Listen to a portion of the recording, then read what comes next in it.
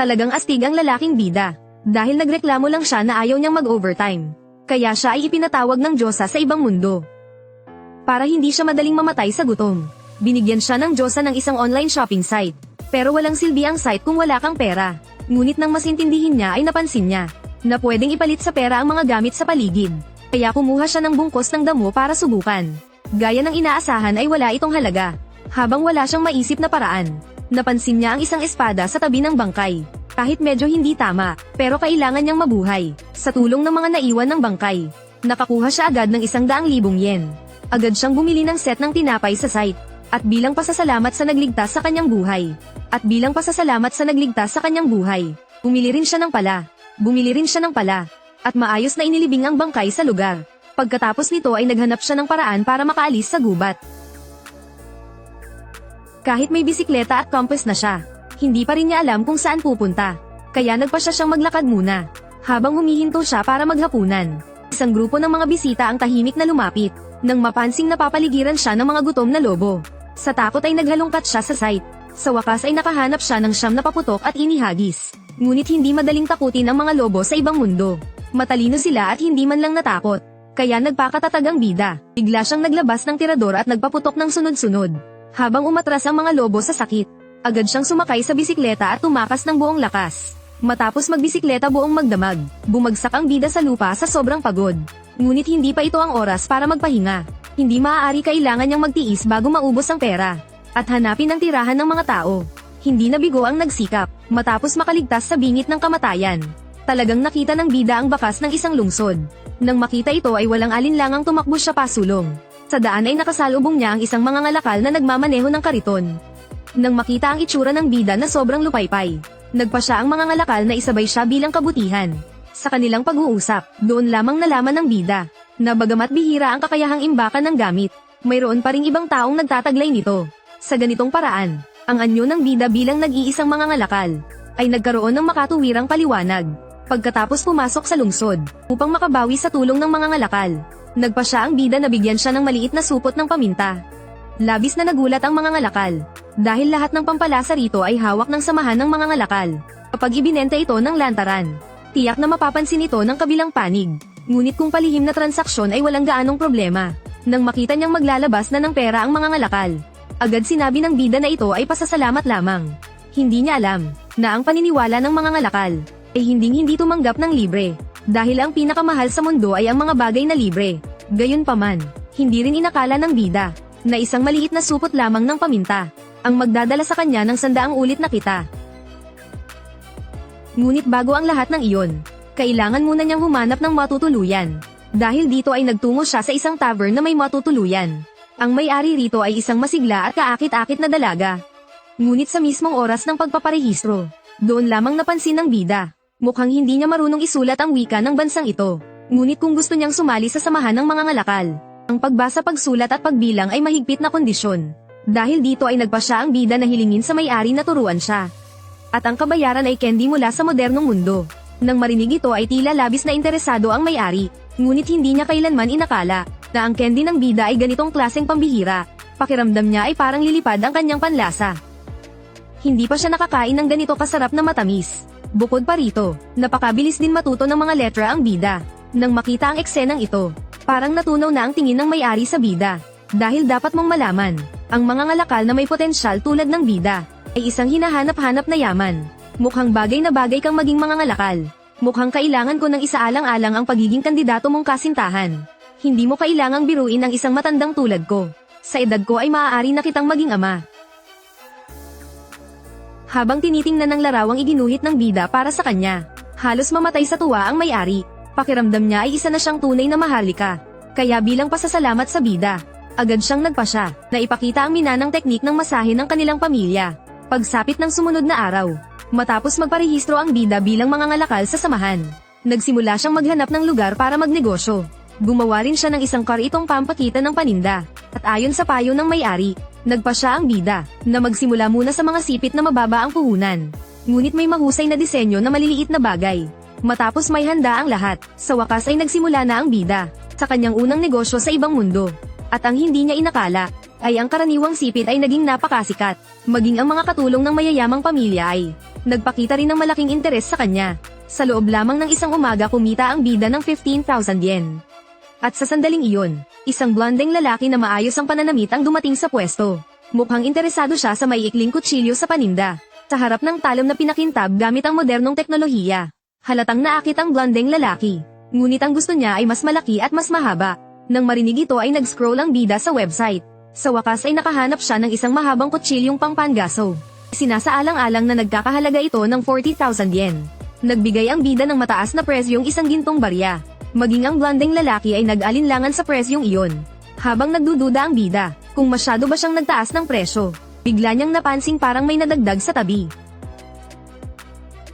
Hapusa ba ito o tao?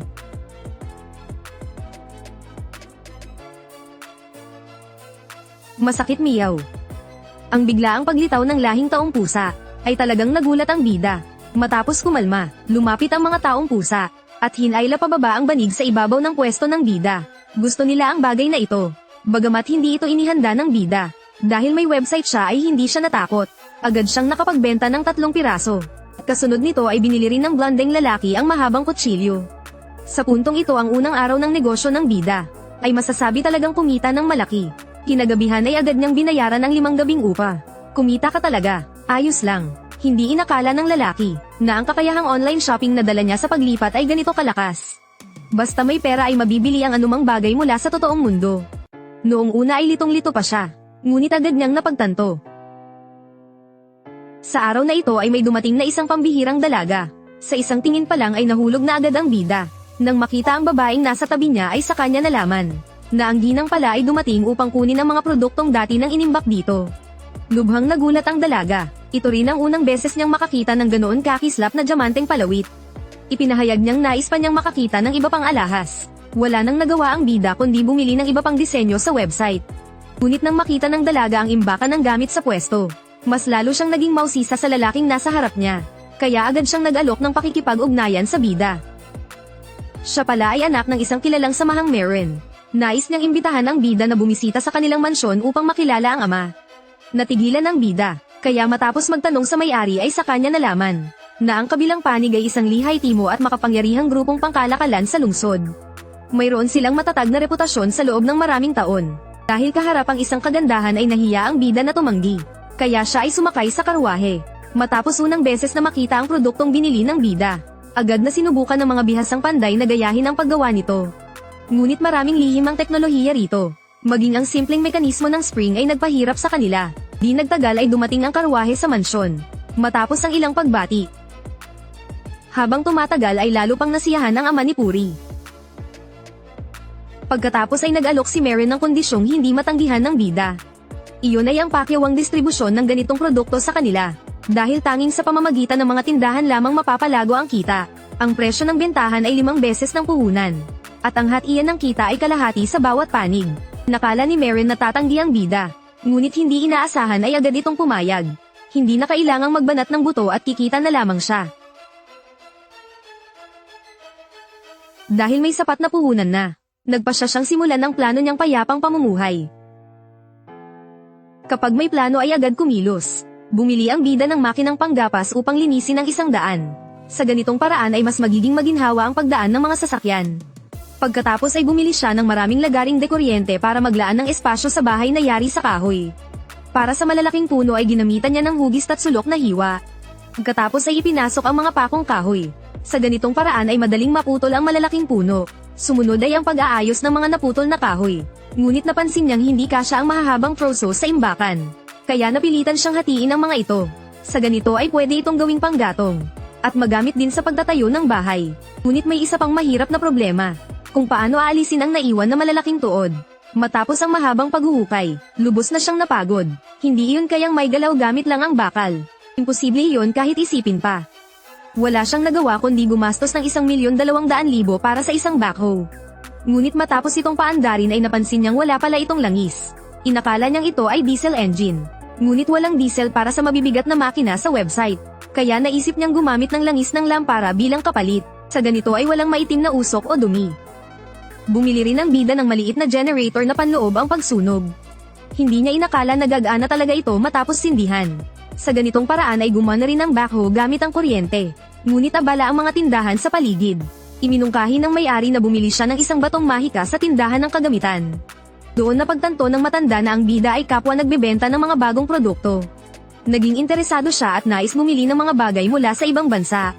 Walang pag-aalinlangan ay naglabas ang bida ng 2 kahel. Agad nanlaki ang mga mata ng matanda. Hindi pa siya nakakakita ng ganitong prutas. Ginamit ng bida ang 2 kahel upang bilhin ang batong mahika sa kalahating presyo. Dumating ang ikalawang araw. Magaan ang pakiramdam niya ngayong araw. Plano niyang alisin ang lahat ng naiwan na tuod. Para sa aking mabagal na pamumuhay sa mundong ito. Muli kong ipinahayag na magtatayo ako ng isang maliit na bahay na yari sa troso. Sa pamamagitan ng pagbebenta ng mga produkto mula sa totoong mundo ay nakamit niya ang kalayaang pinansyal. At ang kapalit ay isang palaigo at isang damit pantulog lamang. Siyempre ang mabagal na pamumuhay sa ibang mundo ang tunay niyang pangarap. Kaya nagtayo siya ng isang munting tahanan sa gilid ng kagubatan. Inakala niyang ang biniling maliit na bahay online ay agad mabubuo. Hindi niya inakala na ang in-order ay isang bungkos ng materyales. Buti na lamang at ang mga ito ay mga pre-made kit. Basta sundin lamang ang manual ay mabubuo agad. Hindi nagtagal ay natapos ang isang simpleng maliit na kubo. Ginamit ng bida ang natirang kahoy bilang bakod. Ginawa niyang bakuran ang paligid. Ang banyo naman ay idinisenyo para gawing pataba ang dumi. Siyempre ang kusina ay nilagyan din ng lababo.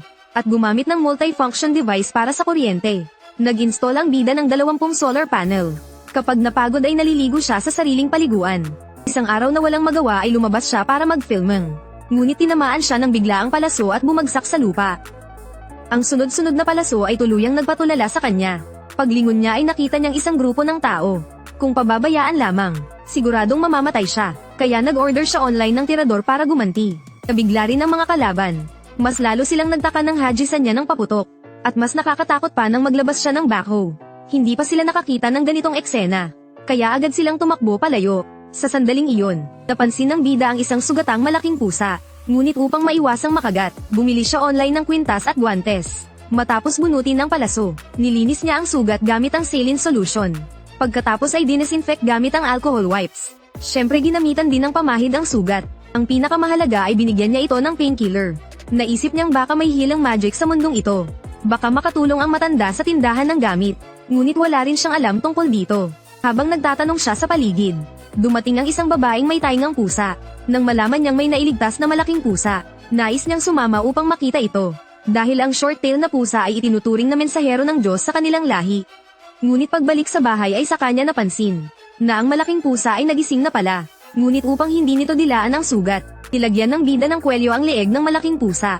At sa mga sumunod na araw, nagpaiwan ng babaeng may taingang pusa upang alagaan daw ang malaking pusa. Ngunit ang totoo ay para makakain ng masasarap na pagkain. At higit sa lahat ay para makasama ang bida sa pagtulog. Hindi na malayan ay unti-unti nang gumagaling ang sugat ng malaking pusa. At kamakailan ay palaging napapanaginipan ng bida ang isang babae. Kinabukasan ay tuluyan ng gumaling ang malaking pusa. Hindi pa man nagigising ang bida ay ipinahiwatig na nitong aalis na siya. Wala nang nagawa ang bida kundi palayain siya. Ngunit sa araw na iyon ay hindi umalis ang bida. Sa gabay ng babaeng may taingang pusa, sa wakas ay nahanap nito ang maliit na bahay ng bida. Ngunit tuluyang nag-crash ang isip niya nang makita ang backhoe sa paligid. Hindi niya alam kung paano ipaliliwanag ang lahat. Kahit na medyo pilit ang mga dahilan. Hindi niya itinago ang paghanga niya sa bida, dahil sarado na ang tarangkahan ng lungsod. Sanay na akong matulog kasama ang mga lalaki. Pagkasabi nito ay napansin niya ang bathtub sa tabi. Unang beses pa lamang niyang makaranas ng ganitong uri ng paliligo. Ngunit mahaba ang gabi at hindi siya dinapuan ng antok. Balak sana ni Puri na mas mapalapit pa sa bida. Ngunit tuluyan lamang siyang binaliwala ng bida. Hindi nagtagal ay dumating ang umaga ng sumunod na araw. Ligtas na naihatid ng bida si Puri pabalik sa guild. At sinimulan nilang pag-usapan muli ang tungkol sa mga produkto. Matapos ipakilala ang ilang bathrobe, nagkaroon ng malaking ideya ang bida. Iyon ay ang pagbebenta ng mas sexing kasuotang pantulog. Iyon ay ang pagbebenta ng mas sexing kasuotang pantulog. Kapag sinuot ito upang makipagkita sa minamahal na lalaki, siguradong mabibighani ang sinumang makakita. Lubos itong nagustuhan ni Puri. Sa sandaling iyon ay may nagdala ng ilang aklat. Ang mga ito ay kailangang itala sa isang sistema. Dito niya nalaman na ang bansa ay may sistemang dobleng talaan. Napatigil sa gulat ang bida. Nalaman niyang mabilis na lumawak ang imperyo dahil sa imbensyon ng isang tao. At nagawa pa nitong kopyahin ng water pump na ginamit ng bida. Nagduda siya kung galing ba ito sa kaparehong mundo. Kaya para makasigurado, nagdisenyo siya ng isang bisikletang pinapadyak. Agad na napatawa ng todo ang mag-ama. Ngunit mula noon, parang kumapit na si Puri sa kanya. Madalas itong pumunta para maligo at gumamit ng tubig. At sinasabing gusto niyang isuot ang sexing pantulog.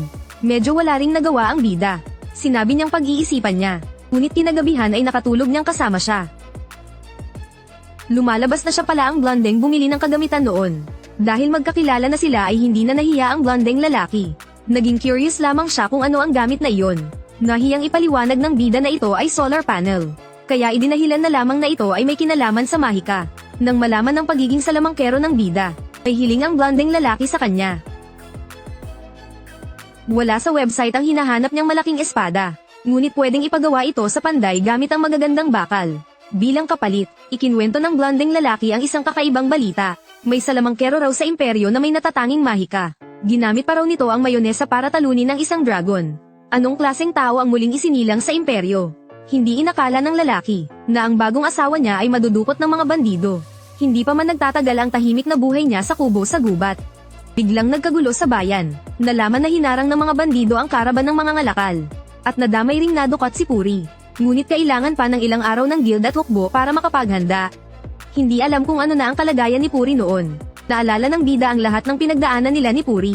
Kaya agad niyang tinanggap ang misyong ito. Kahit wala pa siyang malinaw na plano. Pakiramdam niya ay may sagot ang online shopping platform. Siguradong makakahanap siya ng gamit para solusyonan ang ganitong sitwasyon. Buti na lang at maingat ang guildmaster. Naglaan pa ng 10 milyong yen na pondo para sa bida. Ang malaman niyang 50 kilometro ang layo ng kutan ng mga tulisan. Agad gumastos ang bida ng 2,100,000 yen para bumili ng truck. Hindi lang nito natutugunan ang biyahe. Kaya rin itong magsakay ng isang truck ng kagamitan at mga adventurer. Ngunit kailangang harapin ang higit 50 bandido. Nabahala ang lahat, walang gustong sumama. Matapos tumawag ng matagal tanging ang malaking pasa ang dati niyang iniligtas ang tumugon. Maingat ding naghanda ang bida ng mga proteksyon. Mga espada at patalim na gawa sa aluminum alloy. Sumunod na dumating ang blondeng lalaki. Ginawa na niyang sandata ang mga materyales na ibinigay ng bida. Isang malaking espada na mukhang napakalakas. At sabik na siyang makalaban. Sumama rin ang matandang may-ari ng tindahan ng gamit. Lumabas na dati rin pala siyang adventurer. Ipinakita pa niya ang sariling kakayahan. Pati ang kapitbahay na Ale ay sumama rin. Bagamat hindi siya marunong lumaban, kaya niyang magbalita at magluto para sa lahat. Kaya umalis ang bida sakay ng truck kasama ang lahat. Samantala si Puri ay nasa mapanganib na kalagayan. Ibinilanggo siya ng mga bandido. At binalak na ibenta siya sa isang maharlika. Kinabukasan nalinlang niya ang asul ang buhok na bantay gamit ang tinapay. At nahikayat itong tumakas kasama niya. Napagkamalan pa siya ng bantay na isang diyosa. Samantala ang grupo ng bida ay kalahati na ng biyahe. Huminto sila upang kumain at magpahinga. Napakasagana ng pagkain. Bawat putahe ay masarap kahit ang mga pusa ay ninamnam ito. Pagkatapos kumain ay nagplano sila ng operasyon. Naunang magmanman ang mabilis na taingang pusa. Siya ang naatasang magsagawa ng mabilis na reconnaissance. Ang komunikasyon nila sa bida ay sa pamamagitan ng walkie-talkie. Aminado ang matanda na napakalakas ng ganitong mahika. Marahil ang bida lamang ang may kakayahan nito sa buong imperyo. Pagkatapos magpaalam sa Ale, sinimulan na rin nilang tumungo sa kutan ng mga tulisan. Sa pamamagitan ng pagmamanman ng Catgirl, nalaman ng bida na nagiinuman at nagsasaya ang mga bandido. Ito na ang perpektong oras para umatake. Bago kumilos kinain ng bida ang prutas na ibinigay at biglang sumigla. Diretso niyang inapakan ang selinyador papunta sa teritoryo ng mga tulisan. Habang tulala ang bantay sa makinang na halimaw, agad siyang pinatumba ng Catgirl gamit ang palaso. Sumunod ginamit ng matanda sa tindahan ang buong lakas niya, at pinasabog ang tarangkahan ng kampo. Kaagad namang minaneho ng bida ang sasakyan papasok. Nakapatay rin ng iba ng maraming tauhan. Ang blondeng lalaki ay naghasik ng lagim gamit ang malaking espada. Direktang tinawag ng bida ang sarili niyang backhoe. Ginamit muna ang malalakas na ilaw para mabulag ang mga kaaway. Pagkatapos ay nagtulungan ng grupo at ginapi ang mga bandido. Sa huli sinira ang kulungan at nailigtas ang mga bihag na babae. Itinuring agad ng asul ang buhok ang bida bilang isang Diyos. Nang makita ng leader ng mga bandido na wala nang natira, ginamit niya si Puri bilang bihag. Ngunit mabilis na nakaisip ng paraan ang bida. Gumamit siya ng laser pointer para mabulag ang leader pansamantala. Pagkatapos ay tinapos siya ng Catgirl gamit ang palaso. Hanggang tuluyang mailigtas ng bida si Puri. Doon niya napagtanto na mahalaga siya sa puso ng bida. Kaya nagpa siya siyang sumunod at manatili sa kanya. Ngunit pagdating sa bahay ay nabigla siya. Dahil nakatakas na ang bida at umalis mag-isa. Ito ay dahil kamakailan lang ay nailigtas niya si Puri mula sa mga bandido. Lahat ng bandido ay napatay.